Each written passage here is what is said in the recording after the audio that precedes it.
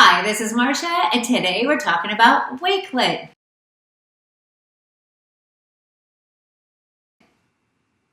Hi everybody, thank you for joining again. Today we're going to be talking about Wakelet, which is very similar to Padlet.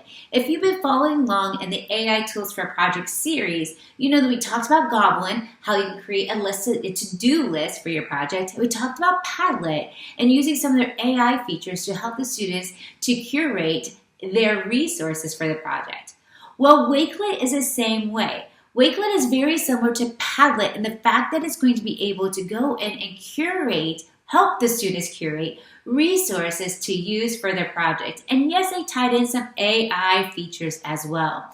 So what I'm going to showcase to you is just an example of a St. Patrick's Day Padlet and what it could look like at the end of a project, where we have research notes, we have videos, we have presentations, we have a place for them to go and just put all their materials into one location. The team that is working through their project can then share out this Padlet and they can curate together.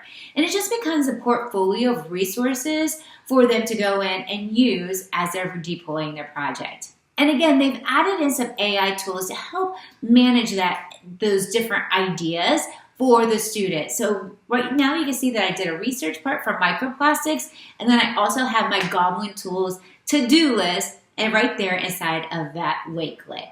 Give Wakelet a try because using these AI tools to support class projects makes it just a little bit easier for the students to get their work done.